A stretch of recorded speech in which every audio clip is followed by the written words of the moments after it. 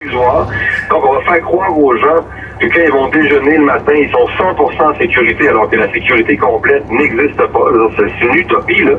Vous pouvez toujours vous empoisonner avec je sais pas trop quoi, là. Tu sais, je veux dire, on fait croire à des gens qui ont peur, qui vont être en sécurité quand ils vont aller magasiner ou faire leurs achats à telle place.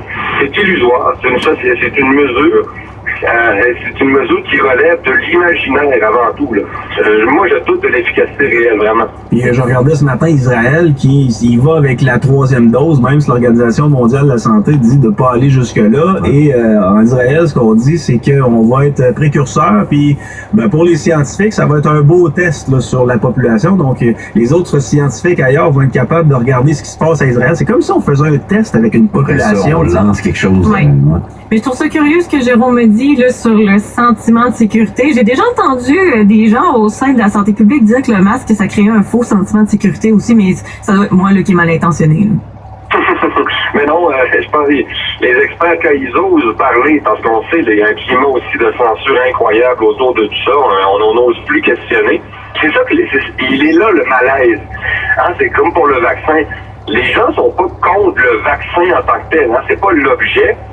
Ils sentent un malaise parce que on a créé un tel climat de peur dans les médias, etc., qu'il y a des questions qu'on n'a plus posées. Donc, le malaise, c'est pas le vaccin en tant que tel, c'est plus l'exercice de soumission qu'il représente, là.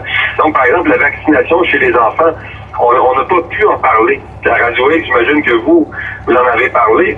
Parce que c'est à peu près le seul média encore libre au Québec, là. Mais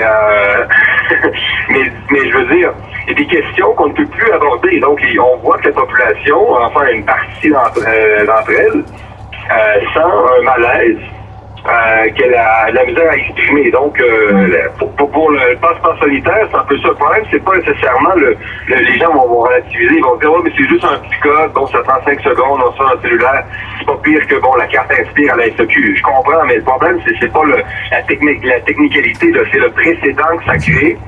Et créer des précédents, en général, dans l'histoire, là, quand un État s'octroie un nouveau pouvoir, c'est assez rare qu'il va le lâcher. Quand on regarde l'histoire de la politique, là, les États sont très gourmands et quand l'appétit vient en mangeant. Donc, plus vous en donnez au gouvernement et en général, plus ils en prennent. Donc, le précédent que ça crée, pour moi, il est assez dangereux, là. Est-ce que tu reviens au Québec prochainement,